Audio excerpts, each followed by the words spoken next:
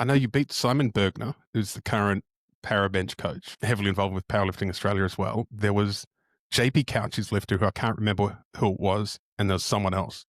And all three of these young coaches believed that they could psych up their lifter into lifting more than they were capable of doing. Yeah. And I was watching them the whole time. I go, you believing that they can do it isn't, there's more to it than that. Like, they've actually had to have done the work at some point in order to lift that. And so, yeah, that made me laugh that day. That was a good laugh. That was a good laugh. It was good fun. And then, that's where I found that the journey really started with my powerlifting. It did, didn't it? Because I remember having to really convince you to come to Melbourne with us to do that one. Yeah, I was in Melbourne. And I believe I posted up a PB that I put up in a gym somewhere. And you were like, why are you doing them in the gym? Why don't you do them on the platform? And I'm like, right, yeah, because you'd done. I'm thinking like, it was a big gap between your first and second comp, wasn't it? Yeah, I was injured, and then I went FIFO.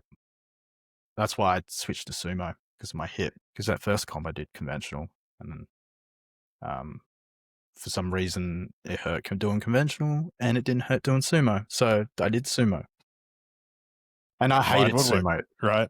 And I used to be like sumo pullers back then. I was like, rrr. Now I'm a sumo puller.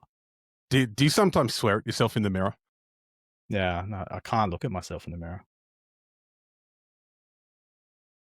Do you have a fake account where you comment on your own sumo videos and call yourself a cheater? I used to, in the past, I used to comment on other people's sumo deadlifts and call them a cheater. And then people would look on my account and say, "You're a sumo puller. What are you going on about?" And I'm like, well, you don't understand my sense of humor. Go away. That's good. So yeah, you were, because you guys had moved there by that stage, hadn't you, for Erica's job? Yeah, we've moved a lot because of her job. Yep. Yeah, it was. I remember that. I was doing FIFO. I did quite a bit of FIFO actually, and I was on the tools. I'm a carpenter by trade, and then I went into like a management role with that. I hated it because the hours suck. So I went, you know what? I'll work FIFO, earn more money, and be home every second or third week. Mm-hmm. So I did that, driving trucks. I hated driving trucks because I was just sitting all day, going nuts. Yeah, it's boring, isn't it? It's horrible. Yeah. So I was like, I'm gonna stop doing this now. Like I started a transition with the mill, that's where I was training at the time, and I said, "Oh look, they were looking for a coach, a part-time coach," and I was like, "Okay, I'll do it."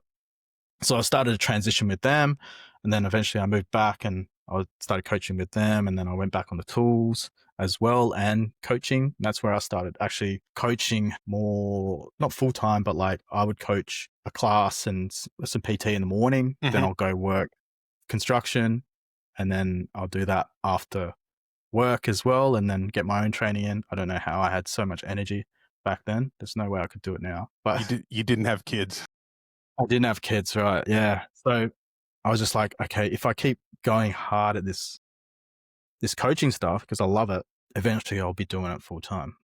So yeah, just juggling that. Then I went away on the tools, FIFO again, and then on my break I'd coach. But I did that for a while, and I'm like, that's it. I'm just going to fully commit now.